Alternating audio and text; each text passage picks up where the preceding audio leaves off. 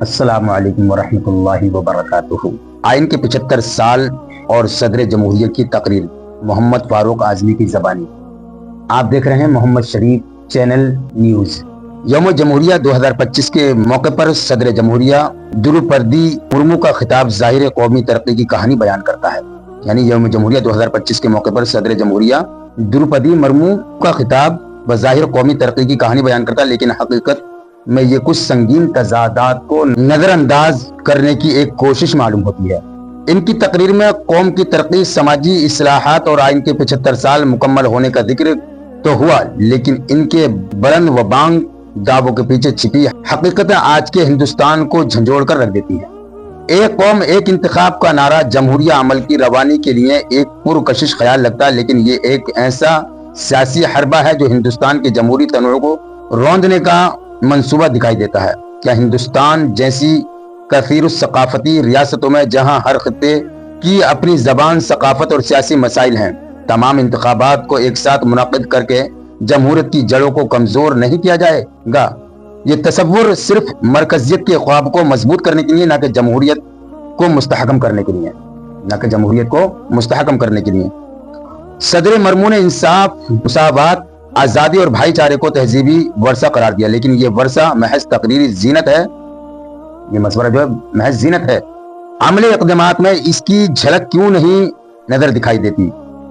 عدلیہ، میڈیا اور دیگر ادارے سیاسی دباؤ اور مداخلت کے شکنجے میں جکڑے ہوئے ہیں۔ ان مسائل پر صدر کی خاموشی صرف اس بات کی تصدیق کرتی ہے کہ آئین اصولوں کی پامالی کا اعتراف کرنے سے کترا جانا ہی ہماری حکومتی روایت بن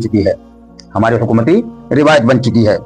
ایک قوم ایک انتخاب کے عملی نفاذ میں وسائل کی بچت کا دعویٰ کیا گیا ہے، لیکن اس منصوبے کے پوشیدہ مالی اور عمل بوجھ کو یکسر نظر انداز کر دیا گیا۔ انتخابات کا بار بار انعقاد عوامی شرکت اور رائے دہندگی کے عمل کو مضبوط بناتا ہے، لیکن اسے محدود کرنے کی کوشش جمہوری عمل کو کمزور کرنے کے مترادف ہے۔ ہر ریاست اور ہر خطہ اپنے مخصوص مسائل اور ترجیحات رکھتا ہے، اور ان مسائل پر توجہ دینے کے لیے بار بار انتخابات ضروری ہیں۔ صدر نے قبائلی اور برادری کی جدوجہد کا ذکر ضرور کیا، لیکن کیا یہ ذکر محض رسمی تھا؟ قبائلی علاقوں میں غربت اور بے روزگاری اور بنیادی سہولیات کی عدم فراہمی آج بھی ایک تلخ حقیقت ہے۔ ان کی فلاح و بہبود کے لیے ٹھوس اقدامات کیوں نہیں کیے گئے؟ کیا یہ تو حکومت صرف الفاظ کی زباں گیری میں مصروف ہے؟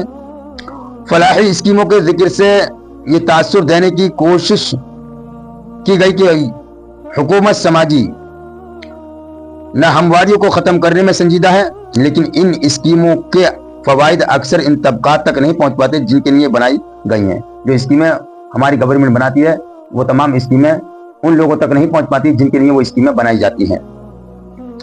بدعنوانی اور وسائل کی غیر منصفانہ تقسیم ان اسکیموں کی ناکامی کی بڑی وجوہات ہیں۔ غربت کے خاتمے، دعوے اور ترقیاتی منصوبے صرف سرکاری فائلوں میں موجود ہیں، جبکہ زمینی حقائق ان دعووں کو تردید کرتے ہیں۔ صدر مرمو کا خطاب جمہوری اقتدار اور آئینی اصولوں کی اہمیت کو اجاگر کرنے میں ناکام رہا۔ حالیہ برسوں میں شہریت کے قوانین میں متنازع تبدیلیاں اور ادارے رائے کی آزادی پر قدغن آئینی روح کو مجروح کر رہے ہیں، لیکن ان مسائل پر صدر نے روشنی ڈالنے سے گریز کیا۔ ان مسائل پر خاموشی کا مطلب یہ ہے کہ حکومت ان مسائل کو حل کرنے میں دلچسپی نہیں رکھتی، بلکہ ان کے وجود سے انکار کر رہی ہے۔ اس یوم جمہوریہ کے موقع پر ہمیں یہ سوال اٹھانا چاہیے کہ آئین کی حقیقی روح کا نفاذ ہو رہا ہے؟ کیا ہم انصاف اور مساوات اور آزادی جیسے اصولوں کو اپنی حکمرانی میں جگہ دے رہے ہیں؟ حقیقت یہ ہے کہ آئینی اصول محض کتابوں تک محدود ہو کر رہ گئے ہیں۔ یعنی آئینی حقوق جو ہے صرف محض پیپر یا کتابوں میں محدود ہو کر رہ گئے ہیں۔ ان کے عملی نفاذ کے لیے سیاسی عزم کی ضرورت ہے، جو موجودہ قیادت میں نظر نہیں آتا۔ یہ وقت ہے کہ حکومت اپنی پالیسیوں اور ترجیحات پر غور کرے اور ان مسائل کا سامنا کرے جن سے ملک کے عوام دو چار ہیں۔ تعلیمی نظام کی موجودہ حالت بھی آئینی اقتدار کی عکاسی کرنے میں ناکام رہی۔ آج کے نوجوانوں کو سماجی انصاف، سیکولرزم اور جمہوریت جیسے بنیادی اصولوں کی تعلیم دینے کے بجائے انہیں زہریلے نظریات کے ذریعے تقسیم کیا جا رہا ہے۔ نصاب میں تبدیلیاں اور تاریخی حقائق کو مسخ کرنا ایک خطرناک رجحان ہے جو آئندہ نسلوں کو گمراہ کرنے کا باعث بن سکتا ہے۔ تعلیمی اداروں کی آزادی ختم ہو رہی ہے اور ان پر حکومت کا کنٹرول بڑھ رہا ہے، جو جمہوریت کے لیے ایک خطرناک علامت ہے۔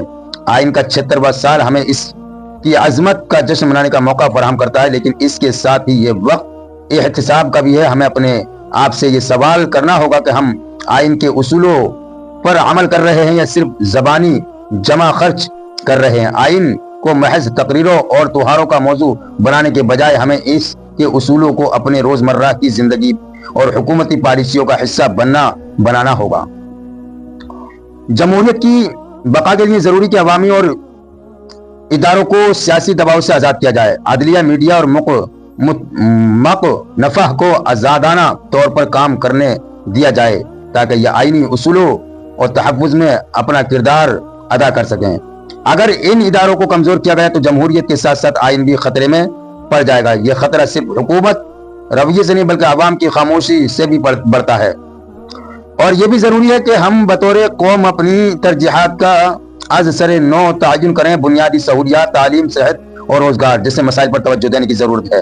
حکومت کو محض دکھلاوے کی پالیسیوں سے ہٹ کر عملی اقدامات کرنے ہوں گے تاکہ عوام کا اتحاد بحال ہو سکے۔ عوام کو بھی اپنی ذمہ داری سمجھنی ہوگی اور اپنے حقوق کے لیے آواز بلند کرنی ہوگی۔ یہ جمہوریت صرف ایک نظام نہیں بلکہ ایک طرز زندگی ہے جسے زندہ رکھنے کے لیے مسلسل جد و جہد کرنی ہوگی، جد و جہد کرنی چاہیے۔ آج ہندوستان کو ایسے رہنما کی ضرورت ہے جو کہ آئینی اصولوں کے پاسداری کرے اور جمہوریت کو مضبوط بنائے۔ آئین ہمیں مساوات، انصاف اور آزادی کی ضمانت دیتا ہے، لیکن ان اصولوں کو بعملی جامہ پہنانے کے لیے ہمیں متحد ہونا ہوگا۔ یہ اتحاد ہی ہمارا اصل طاقت ہے اور یہی وہ چیز ہے جو ہمیں دنیا کی سب سے بڑی جمہوریت کے طور پر ممتاز کرتی ہے۔ یوم جمہوریہ کا یہ موقع ہمیں یاد دلاتا ہے کہ جمہوریت اور آئین ہماری سب سے بڑی طاقت ہے، لیکن یہ طاقت اس وقت تک بے معنی ہے جب تک ہم اس کا استعمال نہ کریں۔ ہمیں اپنی آواز بلند کرنی ہوگی، اپنے حقوق کا وفا کرنا ہوگا اور آئین کی روح کو زندہ رکھنا ہوگا۔